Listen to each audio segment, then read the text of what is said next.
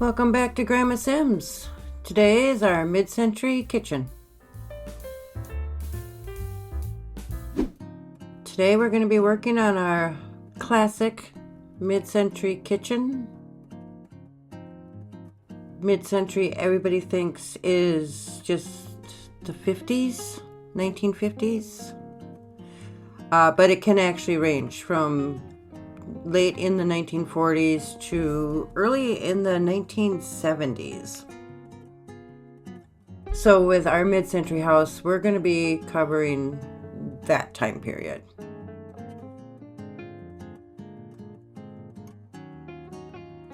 In the kitchen, Dream Home Decorator cupboards are going to be your best friend.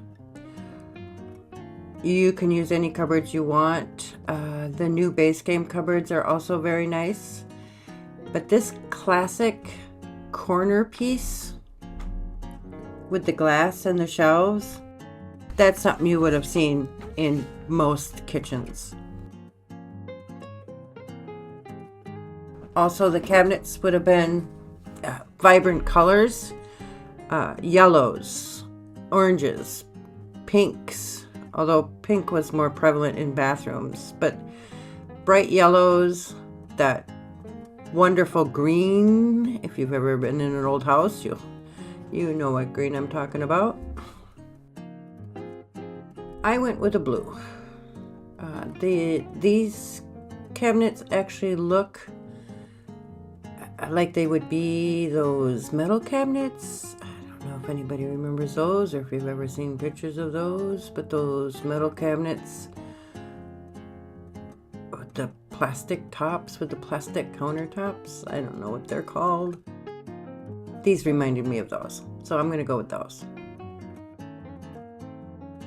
Again, pick cabinets that feel comfortable to you.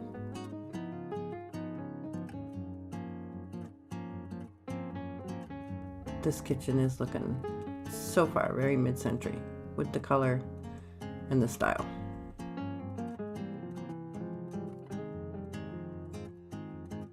I went with just white appliances, although it would have been, again, common for your appliances to match your kitchen. So if you had yellow counters, you might have yellow appliances, or again, that lovely green. A lot of green appliances, and I believe that style is actually coming back, the style of mid-century. So you can actually pick those up now, which is great.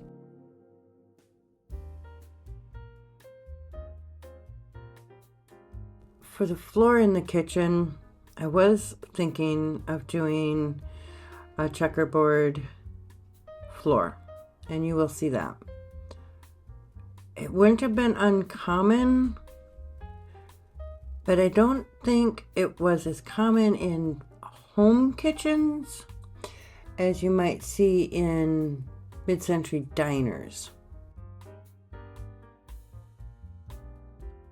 The tile I picked, again, I went with a white, but it is a classic style of that era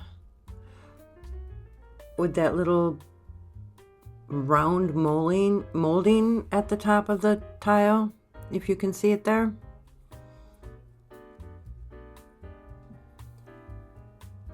Again, a colored kitchen would not be out of line here. There's that checkerboard floor.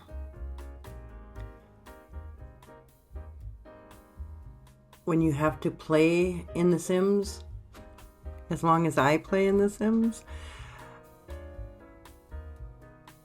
I don't always go, I want to go in the direction of the house, but I don't always go over the top with the colors because I have to stare at it for hours on end, apparently, when I play The Sims. So this is in that style. It's muted down just a little bit, and that's fine. But please, feel free. Have an all yellow kitchen. You will love it. Just an old-fashioned light in the kitchen gives off a lot of unnecessary light. Totally with the vibe. So in looking at those That tile floor, that's what I was thinking. That was more, it was tile and it was more for a diner. So I really wanted to go linoleum. Linoleum was a huge mid-century staple. It was easy to clean. It was easy to wax. I believe they waxed the floor. There used to be commercials for floor wax. And it came in every single color under the sun. I think it still does. So I definitely wanted to go with the linoleum. The other thing is, you could drop anything on a linoleum floor and it would basically bounce right back up to you. So, very good durable floor. Just a little bit of clutter around the sink. I'm a righty, so my dirty dishes would be on the right and my dish dryer would be on the left, but I went lefty this time. My grandma was a lefty, and she had this kind of gallery kitchen, so that reminded me of her. So I went lefty on the dishes. The bread box here, very, very, very big staple in a house like this. I always remember my grandmother's bread box. It was always full. And when I got married and started having kids, I got a bread box. Then I realized bread boxes are not all they're cracked up to be. Your bread, all it does is get moldy in there. Apparently we don't eat bread fast enough.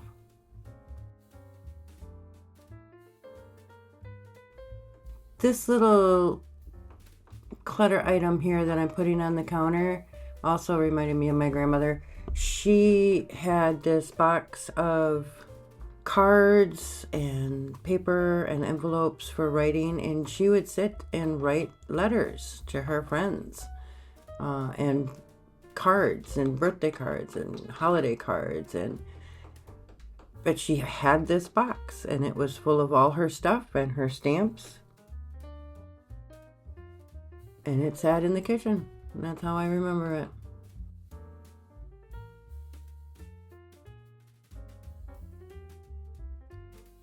Now, I'm not putting any modern appliances in here.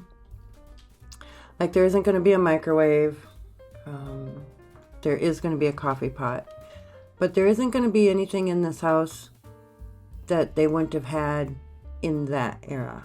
So you're not going to see any computers or video games or any modern technology that we're used to. Please feel free to add those at your leisure. They're a part of life now. They just weren't a part of life then. And TV dinners now would have been, we cook those, bake those, however you want to say it, in a microwave. But the TV dinner was actually invented in 1953, and it was a hit, a big hit. Everybody had TV dinners in their freezer, and they had TV trays for in front of the TV, and that was the thing. You ate your TV dinner in front of the TV. It was the start of no longer sitting around that family dining room table.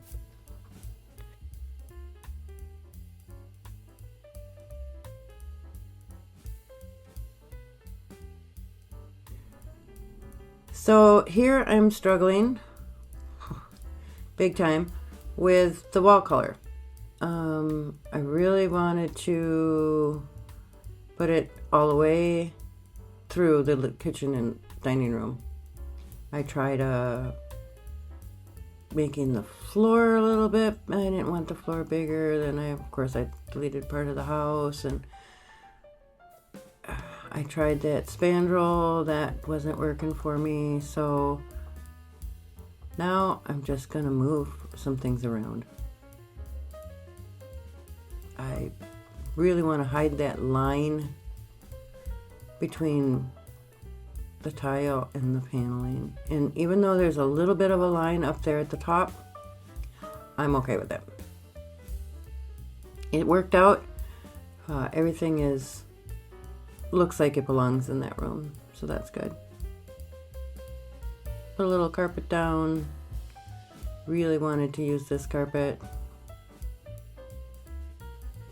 Who knows? Could change my mind. So in the dining room space here, when the house was originally built, the builders would have put a light in this space, probably direct center in the space, basically screaming, this is where you will put your dining room table, and you don't have a choice because this is where we're putting the light. So I picked this dining room table, and of course it's not centered in the room, but we'll fix that. But I picked this one because of the legs.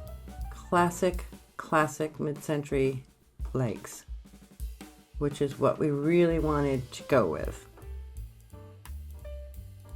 And then I was thinking about some other chairs, but I just went with the matching chairs. I think anybody who would have bought this dining room set would go with the matching chairs. I think even dining room sets nowadays come with matching chairs and benches. Everything goes together. I use the same rug. Again, this rug fits the feeling that I'm going for, and it wouldn't be unheard of. We don't have to mismatch rugs in every different area. We can buy two the same. We're allowed.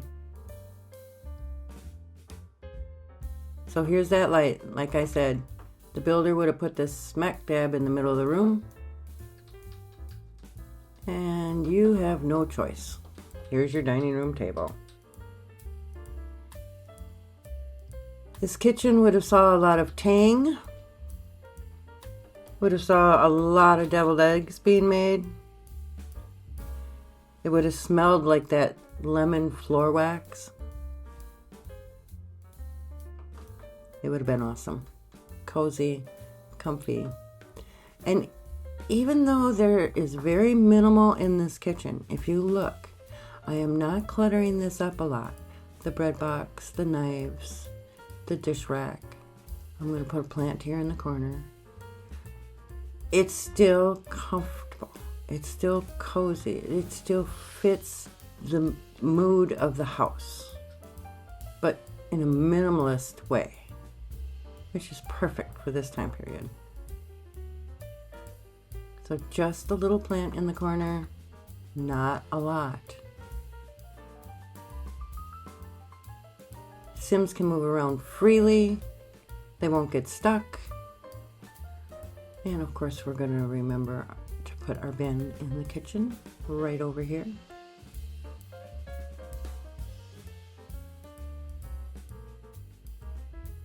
And that's it. That is our mid-century kitchen. It's comfortable. It's functional. And it fits this house, this build.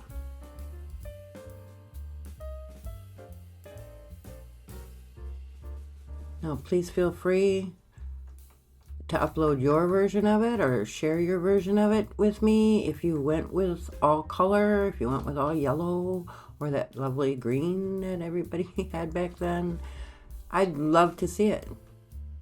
This is my version. Let me see yours.